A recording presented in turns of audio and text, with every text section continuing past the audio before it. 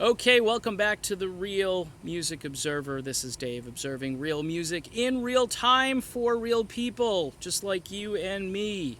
Yes, I'm back. I wasn't going to do a second video about the keyboard thing, the Journey keyboard player. By the way, if you want to call this the Mostly Journey channel, I guess at least for a while, maybe until July 31st, maybe after, because maybe we'll learn some new things after the 31st.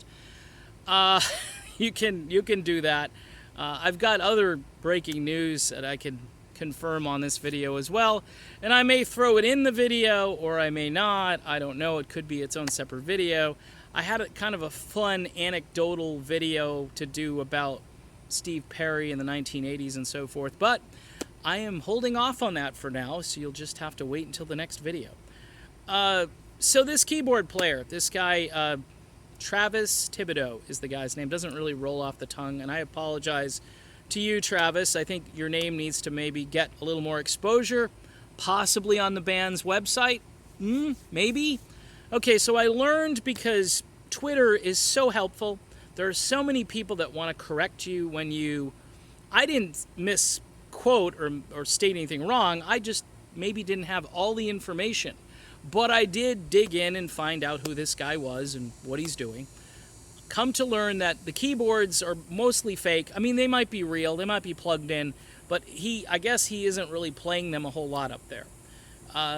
Dean Castronovo actually confirmed that the guy was brought in with Steve Smith to handle some of the higher vocal parts and more or less to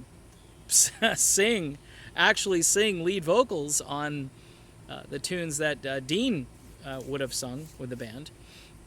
And of course, speculation with some of the fans out there, the ones that aren't as informed as the guy who corrected me, those fans basically say that, you know, this kind of looks like a kill two birds with one stone kill shot, where you bring in a guy who can sing and who can play keyboards, but you don't need a keyboard player unless you're going to get rid of, Jonathan Cain. Now, I don't think that's going to happen because Cain's the guy who brought him in. So everybody, everyone's looking for stability. Nobody's really digging.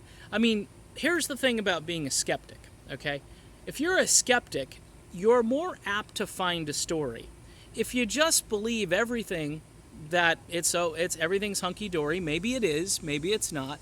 But if you ask questions, at least people will rebuke you and hit you on the head, and you'll feel stupid. Now, when Dean provided the information to me and my fellow traveler on Twitter, I didn't sit there and go, well, I don't believe that. It's Dean Castronovo. So I'm just like, okay, Dean gave me the scoop on it. He was brought in to sing. But my issue isn't with this dude, Travis. My issue is with the fact that he's not even mentioned on the band's website.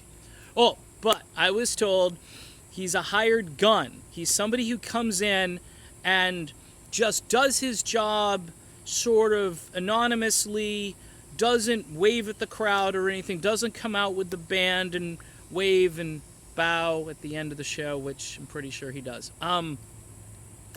Here's the deal about the website and mentions of hired guns. Walfredo Reyes, okay, hired gun for the band Chicago, does percussion. Does awesome percussion, by the way. And, he can just hit and bang on anything. He's amazing. He's on the website. He's a hired gun. He's on the website. Is he an official member of Chicago? He wasn't announced as one. Okay, Ray Herman, who's been filling in for Walt Perizader on Woodwinds, okay, in the band again, Chicago. That's two guys. Ray Herman, he's been up there for a couple of years, filling in for Walt, who's got a heart condition, and he can't get out there, and I think he's probably retired or semi-retired, but the band hasn't made that announcement, but they did put Ray Herman on their website. So when you go to a show, you go, hey, who's that guy up there? Who's that guy playing keyboards or sitting there next to the keyboards? Who is that guy? And you can look through your program and you can check, do they do programs at rock shows? They used to when I was a kid. I don't know who it is. He's good, though. Oh, and he just sang Mother, Father. Wow. That's not Dean. It's another keyboard player. And then you start thinking, why does Journey need two keyboard players. Jonathan Cain is awesome. But, and again, I'm not questioning where he was brought in from. I know why he was brought in. I just don't know from a PR standpoint, do they not want fans to know that they got this other keyboard player? Just weird. That's why last year I did a whole bunch of videos when Jeff Coffey had replaced Jason Scheff. That was kind of a bigger deal. I mean, you're not going to talk about the new guy. We just got this guy who kind of looks like Kevin Cronin. Don't worry about it. He sounds a little like Jason. He doesn't really sound like Peter. He's new. He's doing a bang-up job. We're just not going to talk about him. But eventually, the band made a big deal and announced, actually after only just a few months, here's Jeff Coffey, our new lead singer, who replaced Jason Scheff.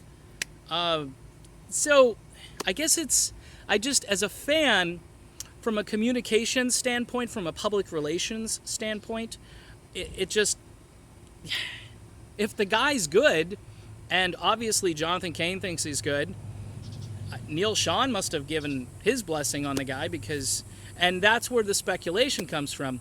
If Neal and Jonathan aren't getting along so well and this guy comes in and he can play keyboards and sing, I don't think so. I just don't think so. Why don't I think so? Because he really doesn't sound anything like anybody. Okay, he's got a good voice. It's a high tenor, and he can hit all the notes, but he doesn't sound like Dean. He doesn't sound like Steve 1. He doesn't sound like Steve 2. Okay, so there's no need. This isn't where I would go. I mean, you would go if this is where you're going with it. So I'm going to say, and this is an opinion, so buckle up. It's an opinion. I don't think this guy is going to replace anybody. I just want to know what's going on as a fan. And you may say, well, who cares? He's up there. He's doing his job. Leave him alone. True. He's fine. He's great. But don't come at me with this idea that the band shouldn't at least let the fans know who the hell the guy is. Because Journey, the Escape tribute band, the best tribute band in the country, I think, out in Ohio, they didn't know who the hell he was, okay? And they're doing Journey songs every time they go out and perform. And, they're trying to emulate the band, and they follow the band, and they care about the band, and so forth. So I'm not alone. I'm just observing music. That's what I do on these videos. I observed, hey, there's a guy over there. He's a keyboard player. What's he doing? Who is he? Why is he there?